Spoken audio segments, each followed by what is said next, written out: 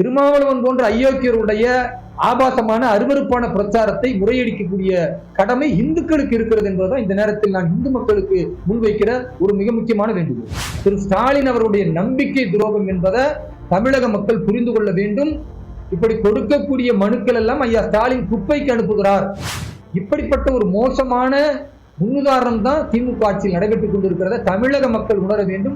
இனி மனுக்கள் கொடுப்பதை விட இந்த மண்ணாங்கட்டி ஆட்சியை ஒதுக்கி தள்ளிவிட்டு மகத்தான நல்லதொரு ஆட்சியை அனைத்து இந்திய அண்ணா திராவிட முன்னேற்ற கழக பாரதிய ஜனதா கட்சி இணைந்திருக்கிற தேச நலன் உள்ள ஒரு ஆட்சியை உருவாக்குவதற்கு தமிழக மக்கள் முன்வர வேண்டும். விநாயகர் சதுர்த்தி ஊர்வலம் போகுது, ஒரு மசூதியை கடந்துதான் போக போகிறது.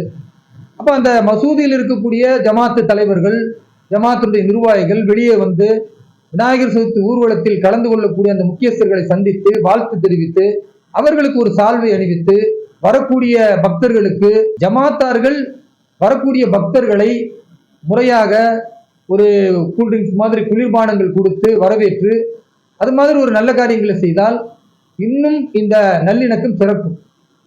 எல்லாருக்கும் தெரியும், இதே திருமாவளவன் சொன்னாரு, RSS என்பது ஒழுக்கமான அமைப்பு, RSS என்பது 13,000 தொண்டர்கள் அர்ப்பணிப்போடு திருமணம் கூட செய்யாமல் எல்லாவித தேசத்தின் பணிகளுக்காக அவர்கள் பணியாற்றி கொண்டிருக்கிறார்கள்.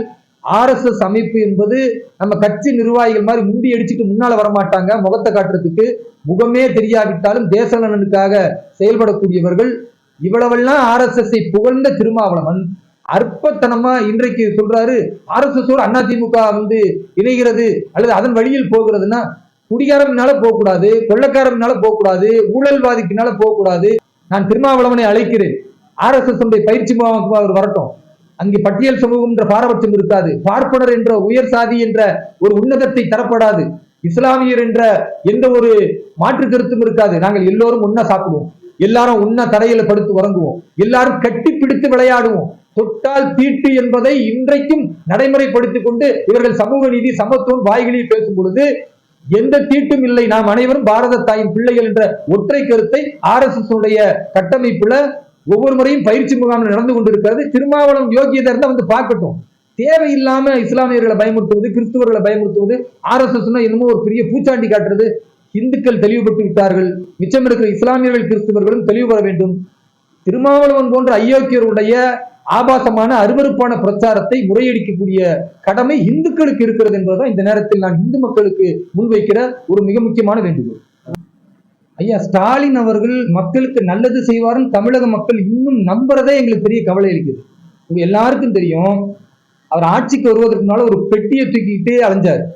அந்த பெட்டியில மனுக்களை போடுங்க, நீங்க போடக்கூடிய மனுக்களுக்கெல்லாம் நான் நிவர்த்தி செய்வேன் அப்படின்னு சொன்னார். ஆட்சிக்கு வந்த பிறகு அதுல ஒரு மனுக்களுக்காவது நல்லது நடந்ததா? யாராவது அது பேட்டி அளித்தாங்களா? கிடையாது. இது அடுத்து தேர்தல் வருவதற்கு முன்னால் ஒரு நாடகத்தை அரங்கேற்றுகிறார். அதனால என்ன செய்யறாங்க, உங்களுடன் ஸ்டாலின், மக்களுடன் ஸ்டாலின், நான் இப்படி ஏதாவது ஒண்ணு சொல்லி மக்களிடத்துல மீண்டும் அந்த இல்லாத ஏழைப்பாளைகள் நம்பிக்கையோடு இருக்கக்கூடிய மக்களை நம்பிக்கை துரோகம் செய்வதற்குத்தான் திரு ஸ்டாலின் முயற்சி செய்கிறார் என்பதற்கு அடையாளம் மதுரையில இப்ப திருக்கோணம் பக்கத்துல அந்த ஆற்றின் அருகில அத்தனை புகார் மனுக்கள் யாரெல்லாம் கொடுத்தாங்களோ அல்லது தேவைக்கு யாரெல்லாம் மனுக்கள் கொடுத்தாங்களோ தண்ணீரில் நிறந்து கொண்டிருக்கிறது. மக்கள் இன்னும் தண்ணீர்ல தான் இருக்கிறாங்க. திரு ஸ்டாலின் அவருடைய நம்பிக்கை துரோகம் என்பதை தமிழக மக்கள் புரிந்து கொள்ள வேண்டும். இப்படி கொடுக்கக்கூடிய மனுக்கள் எல்லாம் ஐயா ஸ்டாலின் குப்பைக்கு அனுப்புகிறார். யாரும் எந்த அதிகாரங்களும் அதை பிரிச்சு கூட பார்ப்பதில்லை, அதன் மூலம் எந்த நடவடிக்கையும் இல்லை. அப்படி நடவடிக்கை நடந்ததாக வெள்ளை அறிக்கையும் கிடையாது. இப்படிப்பட்ட ஒரு மோசமான முன்னுதாரணம் தான் திமுக ஆட்சியில் நடைபெற்றுக் கொண்டிருக்கிறத தமிழக மக்கள் உணர வேண்டும். இனி மனுக்கள் கொடுப்பதை விட இந்த மண்ணாங்கட்டி ஆட்சியை ஒதுக்கி தள்ளிவிட்டு மகத்தான நல்லதொரு ஆட்சியை அனைத்து இந்திய அண்ணா திராவிட முன்னேற்ற கழக பாரதிய ஜனதா கட்சி இணைந்திருக்கிற தேச நலன் உள்ள ஒரு ஆட்சியை உருவாக்குவதற்கு தமிழக மக்கள் முன்வர வேண்டும். திரு ஸ்டாலினுடைய ஆட்சி இங்கிருந்து தூக்கி எறியப்பட வேண்டும். அதற்கு நாம் அனைவரும் ஒன்று சேர்ந்திருப்போம். இனி மனுக்கள் கொடுப்பதை தமிழக மக்கள் முற்றிலுமாக புறக்கணிக்க வேண்டும். ஏனென்றால் நீங்கள் திரு ஸ்டாலின் அவரிடத்தில் கொடுக்கிற மனுக்கள் எல்லாம் ஒன்று குப்பைக்கு அல்லது மாதிரி ஆற்றில் வீசப்படக்கூடிய நிலைக்குத்தான் தள்ளப்படும் என்பதை நான் இங்கு தெளிவாக சொல்ல ஆசைப்படுகிறேன்.